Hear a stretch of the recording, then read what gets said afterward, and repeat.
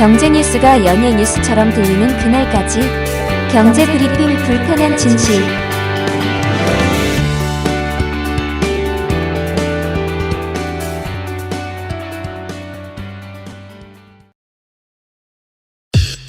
EPD의 픽. 미국은 올릴 수도 있다고 하는데 유럽은 내리겠다고 하고, 이게 뭔 얘기인지 다들 아실 거예요. 지금 기준금리 가지고 여러 가지 이야기가 쏟아지고 있잖아요. 근데 방향이 다릅니다. 그래서 벌써 이런 얘기도 나오고 있죠. 미국과 유럽이 동조화가 아니라 탈동조화되고 있다. 이런 얘기가 나오거든요. 아니, 미국과 유럽 끈끈한 줄 알았는데 이렇게 탈동조화되는 이유가 뭘까요? 그리고 더 중요한 거, 이런 상황에서 우리 한국은행은 어떤 결정을 내려야 할까요?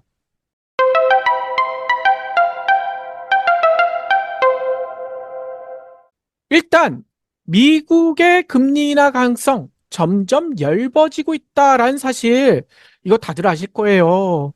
아니, 경불진이 지난해부터 그렇게 얘기하지 않았습니까? 금리 내릴 가능성 거의 없다. 그때 아마 안 믿으신 분들도 꽤 계셨을 거예요. 근데 지금 안타깝게도 그렇게 되고 있죠. 뭐 실제로 지난해 기사 한번 찾아보세요. 지난해만 해도 국내뿐만 아니라 해외에서도요, 거의 모든 언론들이 미국이 올해 들어서는 최대 7차례까지 금리를 낼 것이다. 미 연준이 1년에 8번 금리 결정을 하는데 한 번 빼곤 다 금리를 낼 것이다. 이렇게 얘기했었거든요. 그런데 이 숫자가 점점 줄어듭니다. 6차례 얘기 나오더니 3차례 얘기 나오더니 얼마 전엔 또 2차례로 줄었어요. 근데 최근에는 한 차례, 인하의 수가 한 차례밖에 안 될 것이다. 이런 얘기도 나오고 있고요. 오히려 금리를 올려야 한다라는 주장이 힘을 받고 있는데요. 뭐 경불진에서도 여러 차례 얘기 드렸지만 월가 최대 금융회사인 JP모건의 제이미 다이먼 CEO, 이 분이 지난주에 미 기준금리가 8% 이상 뛸 수도 있다, 이렇게 경고를 했었거든요. 근데 요 얘기가 나왔을 때만 해도 아유, 다이먼 이거 너무 심하네, 미친 거 아니야? 이런 얘기도 꽤 나왔었어요. 왜냐? 지난주까지만 해도 금리 인상을 대놓고 이야기하는 전문가 매우 드물었거든요. 뭐 올려도 살짝 올리는 거, 그 정도 얘기하지. 8%면 지금 현재 미국 기준금리가 5.5인데 너무 많이 올라가는 거잖아요. 그게 말이 되냐? 이런 비난도 많이 쏟아졌었죠. 근데 드디어 친구가 나타난 거군요. 맞습니다. 글로벌 투자은행 USB 말고 UBS라고 있죠? 네. 이 UBS가 최근 고객들에게 서한을 보냈어요. 아, 앞으로 투자 방향 이렇게 생각하셔야 돼요. 뭐 이런 서한들 보내잖아요. 그 서한에 이렇게 적었다고 합니다. 내년 중반에는 미국 기준금리가 6.5%까지 높아질 수 있다. 이거 대비하셔야 된다. 이렇게 경고까지 했다는 거예요. 아니, 그런데 제가 궁금해서 찾아봤어요. UBS가 그동안에는 어떻게 전망을 해왔느냐? 지난해 말만 해도요, UBS는요, 올해 미국 기준금리가요, 2.75%포인트나 내려갈 것이다. 이렇게 전망을 했었거든요. 근데 이제는 6.5까지 올라갈 수도 있다. 전망을 완전히 뒤집어 버렸다는 겁니다. 이 때문일까요? 제롬 파월 연준 의장, 언론들이, 당신은 비둘기파예요, 그렇게 이 가스라이팅을 열심히 해왔지만 제롬 파월 의장 그거에 굴하지 않고 나는 매파예요, 이렇게 얘기하고 있잖아요. 실제로 17일에도 비슷한 얘기를 했어요. 이 캐나다 경제 관련 정책 포럼 행사, 뭐 캐나다와 여러 가지 경제 정책 관련해 가지고 얘기하는 그런 행사에서 미국 기준금리 얘기를 또 했다고 합니다. 물가 상승률이 기대만큼 낮아지지 않으면 더 오랜 기간 금리 인하 걸릴 수도 있다. 이 얘기가 뭐냐? 지난번 저희 방송에서도 얘기 드렸잖아요. 지난 FOMC 이후 기자들 질문에 파월이 이렇게 얘기했죠. 물가가 울퉁불퉁할 것이다. 이 표현을 그대로 유지한 거라는 거죠. 한마디로 당분간은 금리 내릴 생각 없으며 고금리가 아주 오래 장기간 유지될 수 있다. 이런 얘기잖아요. 네. 그런데 미국의 이런 행보와 달리 유럽은 반대로 가고 있어요.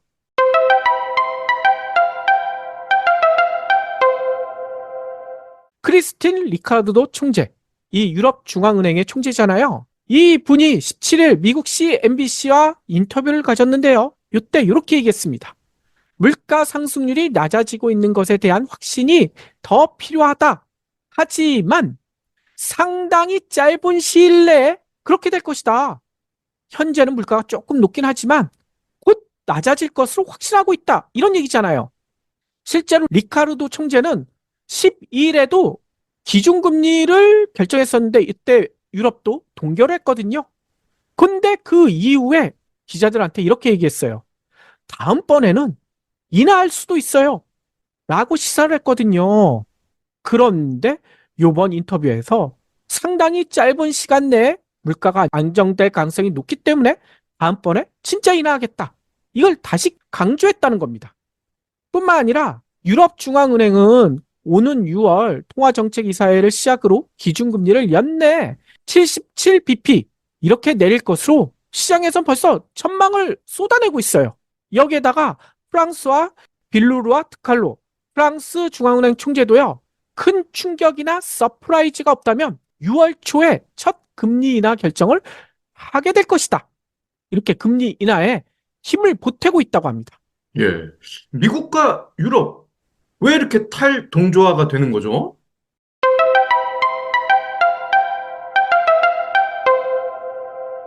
바로 경제 현실의 차이로 해석될 수밖에 없어요. 미국과 유럽의 경제가 완전히 거의 정반대라는 겁니다. 최근 발표된 미국 경제 지표. 와, 이게 죄다 시장 전망치를 뛰어넘고 있어요. 이게 지칠 법도 한데 미국 경제 지치지 않고 있다는 거예요. 마치 이게 생각납니다. 요즘은 이 광고가 별로 안 나오던데 이 건전지 중에 에너자이저 있잖아요. 네. 이 백만돌이 쓰러질 법한데 계속 이렇게 팔굽혀펴기하는 그 백만돌이 이 광고처럼 미국 경제가 쓰러질 기미조차 보이지 않고 있다는 거예요. 경불진에서도 지난주에 살펴봤듯이 지난 10일 발표된 미국의 CPI 상승률이 3.5, 시장 전망치를 훌쩍 뛰어넘었잖아요. 지난해 9월 3.7 이후 6개월 만에 가장 높은 수치로 다시 회복됐고요. 게다가 요즘 더 중요하게 보는 변동성이 큰 식품 에너지 제한 근원 CPI 상승률. 이것도 전월 대비 0.4, 전년 동월 대비는 3.8. 시장 전망치를 모두 상회했습니다. 근데 이게 끝이 아니에요. 미국의 3월 소매 판매. 이게 줄어들 만도 한데 전월 대비 0.7이나 또 늘어나 버렸어요. 아이고, 겨우 0.7 얘기할 수도 있는데요. 월가나 전문가들은요, 0.4 정도 올라갈 것이다 라고 내다봤는데 거의 2배 가까이 더 늘어난 거 아닙니까? 이젠 꺾일 때가 됐다는 전문가들의 전망을 다 뛰어넘는 엄청난 체력. 이 백만도리 같은 그런 체력을 미국 경제가 보여주고 있다는 거예요. 도대체 그 이유가 뭘까? 주된 이유는 AI 혁명으로 인한 창조적 파괴, 이런 걸로 설명할 수 있는데요. 요거까지 설명하려면 오늘 얘기가 너무 길어지니까 이건 다음 기회에 자세히 알아보도록 할 테고요. 미국이 이렇게 잘 나가는데, 그럼 유럽은?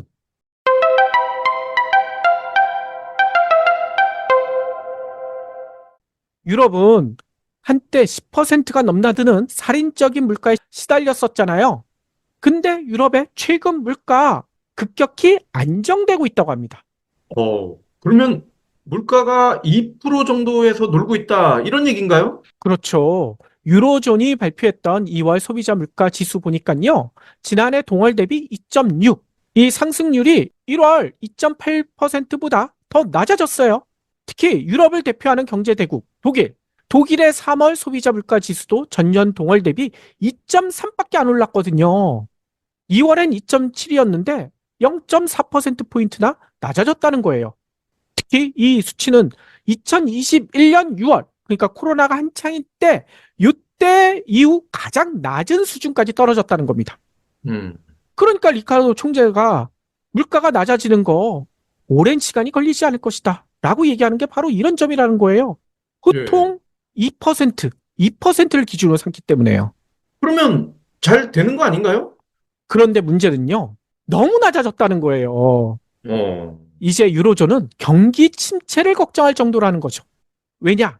IMF가 16일 올해 경제 성장률 전망치, 보통 4월이 되면 이 전망치를 다시 수정해서 발표하잖아요. 수정치를 보니까요. 유로존은 지난 1월만 해도 올해 0.9% 성장할 것으로 내다봤었는데 이번 수정 전망치에는 0.1%포인트를 깎아버렸어요. 그래서 0.8밖에 성장하지 않을 것이다 라고 내다봤다는 거예요. 뭐 0.8, 지난해 0.5 성장한 것보다는 많긴 많거든요. 근데 2022년 유로존의 성장률은요 3.3%나 됐거든요. 이때에 비하면 0.8은 너무 낮죠. 즉 유럽중앙은행이 미국보다 금리 인하에 먼저 나설 것이다. 뭐 리카우 총재나 여러 언론들이 이렇게 전망하는 거. 이런 유럽의 경기 침체 우려 때문이라는 겁니다. 유럽 경기 침체 우려가 너무나 크다라는 게 바로 유럽 최대 경제 대국인 독일의 행보에서도 알 수 있다고 하더라고요.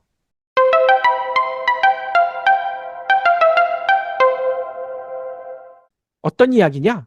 이 울라프 술츠 총리, 이 총리가요, 지난 14일부터 중국을 방문했어요. 근데요, 예전에도 저희가 전해드린 바가 있어요. 이 술주 총리가 시진핑 연임 결정되자마자 중국을 갔었거든요. 바로 1년 전에. 근데 또 중국을 방문했습니다. 도대체 이유가 뭘까? 국내 언론들은 이런 설명을 해요. 미국과 갈등 중인 중국이 독일을 자기 편으로 만들기 위한 포석이다 라고 설명하고 있는데 만약 그 설명이 맞다면 우리 언론들의 설명이 맞다면 좀 이상하지 않나요? 중국의 시진핑이 독일을 방문해서 술주 총리 만나는 게 더 정상 아닙니까? 그렇죠. 근데 반대로 됐어요.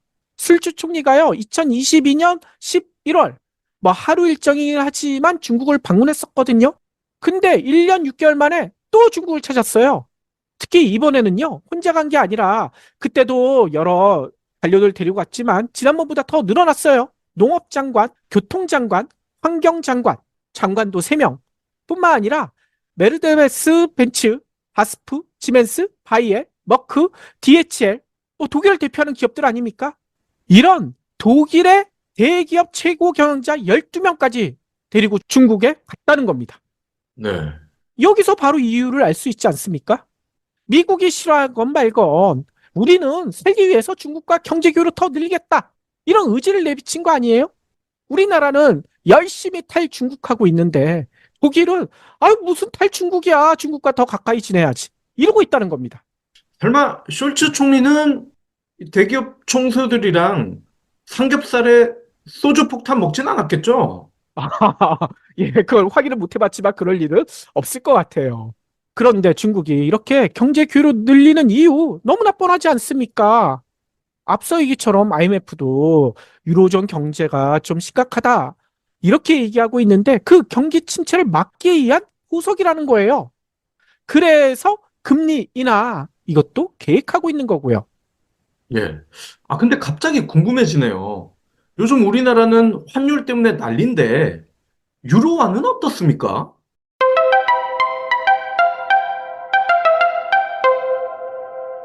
그러니까요. 이렇게 금리 인하하게 되면 유로화 가치가 떨어질 수도 있어서 오히려 경제에 악영향을 주지 않을까라고 볼 수도 있는데요. 근데 그게 아니더라고요. 이 점이 놀라운 거예요. 뭐냐면 지금 환율 얘기 나오면서 국내 언론들은 우리나라만 떨어지는 게 아니다. 엔화 위안화도 떨어졌다. 라고 얘기하면서 전 세계 통화가 미국 대비 다 떨어지고 있는 것처럼 얘기하고 있잖아요. 근데 한번 찾아보세요. 유로화는 상대적으로 안정적입니다. 지난해 9월만 해도 0.96달러까지 떨어졌던 그 유로화 가치가요. 지금은 1.06달러. 오히려 올랐어요. 오, 이러니 금리를 내려도 되지 않을까? 부담이 덜하다는 거죠. 이렇게 가치가 올라간 통화도 있는데, 왜 우리 원화만 이렇게 하락을 하는 겁니까? 그러니까요. 뭐 그 내용은 어제 그제에 걸쳐서 설명드렸으니까 다시 반복을 안 할 테고요. 반면에 앞서 살펴봤듯이요. 미국 경제는 너무나 팔팔해요. 백만도리처럼요. 그 지표가 앞서 설명드린 IMF가 수정 발표한 그 숫자에도 나옵니다. 미국 경제 성장률 전망치가요. 지난 1월만 해도 2.1로 예상했었는데 이번에 수정치에는 2.7, 0.6%포인트가 더 높여버렸어요. 게다가 놀랍지 않습니까? 미국처럼 규모가 큰 경제가 2.7이나 성장한다니. 아니 그러면 여기서 또 궁금해지잖아요. 우리나라는 어떨까? 이게 다행인지 불행인지 모르겠지만요. IMF 전망치 변화는 없다고 합니다. 2.3 그대로라는 거예요. 근데요, 이 정도면 선방한 거 아니냐? 라고 하실 수 있는데 그게 아니라는 거예요. 왜냐? 이번에 수정 전망치를 내놓았을 때 전 세계 경제 성장률 전망치는 어떻게 했느냐? 3.1에서 3.2로 올렸거든요. 선진국은 1.5에서 1.7로 올렸고요. 개도국도 4.1에서 4.2로 높였습니다. 여기서 잠깐 요 얘기도 좀 드리고 싶어요. 지금 한창 전쟁 중인 러시아는 어떻게 됐을까? 러시아가요, 2.6에서 3.2, 미국만큼 크게 높여놨어요. 네. 그런데 우리나라는 수정 전망치를 내놓으면서 그냥 제자리 걸음. 아니, 전쟁 중인 러시아보다도 못하다는 거 아닙니까? 그러네요. 자칫 경기 침체가 우리나라에서 본격화될 수도 있다. 이 IMF 전망치를 보면 그런 우려가 생기지 않을 수가 없다는 거예요. 아니, 더울나라의 앨리스 보면 아주 유명한 음, 구절이 나오잖아요. 연락에 뛰어야 그나마 제자리를 유지할 수가 있다. 근데 우리나라는 연락에 뛰어도 시원찮은 판에 그냥 가만히 있는 거 아니에요? 그렇죠. 가만히 있으면 이거는 그냥 밀리는 거잖아요. 맞습니다. 따라서 우리나라 하는 금리 어떻게 해야 될까? 이게 상당히 관건일 것 같은데요. 찾아보니까 다음 기준금리 결정일은 5월 23일이더라고요. 근데 우리나라 결정, 우리나라 자체 경제만 가지고 하긴 힘들잖아요. 우리나라에 영향을 주는 미국을 보니까 5월 1일 날 기준금리를 결정하게 돼 있어요. 그리고 유럽중앙은행은 5월에는 기준금리 결정을 패스합니다. 그리고 그 다음 결정이 6월 7일이거든요. 즉, 앞으로 남아있는 게 미국, 한국, 유럽 순으로 기준금리를 결정할 예정이라는 거예요. 근데 앞서 설명드렸다시피 현재 분위기, 지금까지 분위기 보면 미국은 다음번에도 동결할 가능성이 매우 높지 않습니까? 유럽은 내릴 가능성이 매우 높고요. 그러면 가운데 끼인 한국은 이창용 총재가 어제 이런 얘기를 했거든요. 한은 금융통화위원회는 금리 인하 신호를 아직 보내지 않고 있다. 라는 얘기를 했어요. 시장의 기대처럼 금리 인하는 서두르지 않겠다. 뭐 이렇게 얘기한 것으로 언론들은 해석하더라고요. 경기 침체가 가속화되고 있고 저축은행 등 금융권의 연체율이 10%에 육박할 정도로 치솟고 있는데 왜 유럽처럼 금리를 내린다는 말을 못하느냐? 언론들은 이렇게 꾸짖기까지 합니다. 네. 근데 그 이유는 다들 아시지 않습니까? GDP를 훌쩍 뛰어넘는 가계부채. 거기에다가 환율이 유럽과 달리 1,400원대를 지금 오르내리고 있잖아요. 이게요, 2%포인트나 벌어진 미국과의 기준금리 차이, 이것 때문에 돈이 빠져나갈 것을 금융당국이 지금까지는 어떻게든 막아왔지만, 이제 한계에 도달한 게 아니냐라는 이야기가 지금 쏟아지고 있거든요. 어제 그제 방송에서 그 얘기를 드리지 않았습니까? 환율 방어에 쓸 총알이 부족하다. 전 세계에 지금 들통이 나버렸어요. 그런데 이런 아쉬운 점이 있어요. 힘이 들고 고통스럽더라도 지난해 미국이 금리를 5.5%까지 끌어올릴 때 우리나라도 따라 올렸으면 어땠을까? 그러면 지금 고통이 좀 덜하지 않을까? 이런 생각이 든다는 겁니다. 그렇죠. 이 무슨 이유에선지 뭐 설명드리지 않아도 다들 알 거예요. 이 잘못된 판단, 뭐 정부나 하느니 해왔다는 거죠. 뭐 한마디로 지금 몸에 종기가 생기고 있는데 이거 짜야 되는데 아플까 두려워서 짜지 않고 그냥 반창고만 붙여놓은 거예요. 그러면 어떻게 됩니까? 안으로 썩어 들어갈 수밖에 없잖아요. 이제는 종기를 아예 째내야 될지도 모른다는 거예요. 게다가 더 중요한 거. 앞서 유럽처럼 유럽이 지금 SOS를 중국한테 보내고 있잖아요. 이렇게 도와줄 중국이라도 있으면 상황이 좀 달라질 수도 있을 것 같아요. 하지만 현 정부, 지금 중국과는 이미 손절하지 않았습니까? 우리가 탈 중국한다니까 오히려 중국에서 탈 한국을 당하고 있잖아요. 네. 그리고 상식적으로 봐도 미국과 2%포인트가 난다. 이건 너무 심하지 않습니까? 금리가 같아도 한국이 밀릴 가능성이 큰데 오히려 미국이 금리가 그것도 2%나 높다. 이러니 투자자들이 다 떠나가는 거 아닙니까? 그렇죠. 따라서 안타깝지만 진짜 아프고 속 쓰는 이야기를 할 수밖에 없을 것 같아요. 아직도 많은 언론들, 또 많은 전문가들은 금리 인하 미국보다 선제적으로 해야 된다라고 얘기하고 있지만 그 전제는 미국이 곧 금리를 낼 것이란 그런 기대감 때문이었잖아요. 근데 미국이 금리 낼 기대감 이제 사라진 거 아닙니까? 그러면 방법은 지금이라도 우리나라가 고통스럽더라도 썩은 종기를 도려내야 된다는 겁니다. 그게 뭐냐? 우리가 금리를 먼저 미국보다 올릴 수밖에 없어 보인다는 거예요. 만일 이게 미국이 기준금리를 또다시 올리고 우리가 뒤쫓아가게 되면 환율이나 우리 금융시장 어떻게 될지 너무나 뻔하지 않습니까? 환율이 또다시 급발진할 가능성이 매우 높아요. 그러면 정말 제2의 IMF가 질 수도 있다는 거예요. 최소한 이건 막아야 하지 않을까요? 맞습니다. 그래야 되는데 그놈의 아파트 환장병 때문에 금리를 바로 올리지 못하는 것 같아요.